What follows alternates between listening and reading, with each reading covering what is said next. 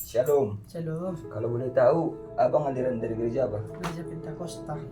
Saya ada pertanyaan untuk abang, yaitu bagaimana keselamatan, kebangkitan, kenaikan menurut gereja Pentakosta?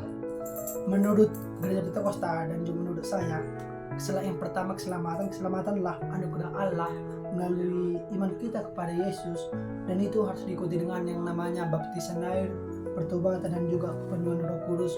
Dan juga yang kedua tentang kebangkitan. Kebangkitan adalah Kristus bangkit sebagai jaminan hidup kita yang kekal. Orang percaya akan dibangkitkan melalui saat pengangkatan. Dan juga yang ketiga kenaikan adalah Yesus naik ke surga untuk menggenapi janjinya. Yesus dimuliakan, dia akan datang kembali kepada kita untuk menebus kita, siapa yang bersalah dan siapa yang benar.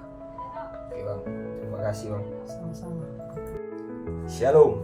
Shalom. Kalau boleh tahu, abang dari aliran gereja apa? Aliran gereja HKBP. Oke, saya ada pertanyaan untuk abang, yaitu bagaimana keselamatan, kebangkitan, dan kenaikan menurut gereja HKBP?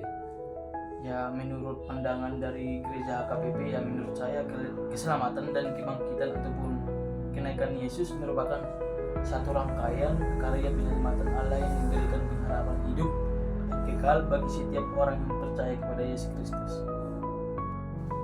Shalom. Shalom, Kalau boleh tahu, Lae aliran dari gereja apa? karismatik.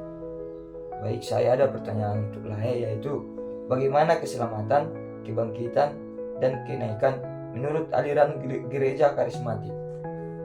Aliran karismatik meyakini bahwa keselamatan diperoleh hanya melalui iman kepada Yesus Kristus sebagai Tuhan dan Juru Selamat, bukan karena perbuatan, melainkan anugerah Allah.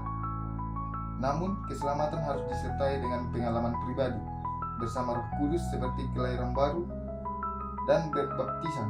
Roh Kudus yang memberi kuasa untuk hidup kudus dan melayani. Kebangkitan Kristus dipahami secara nyata dan historis menjadi dasar iman orang percaya.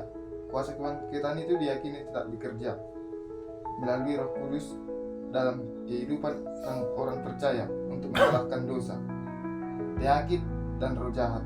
Kenaikan Kristus dipandang sebagai bukti kemuliaan dan otoritas Yesus di surga. Melalui kenaikannya, Yesus mengutus Roh Kudus untuk menyertai dan memampukan gereja melanjutkan pekerjaannya di dunia. Oke bang, terima kasih atas informasi.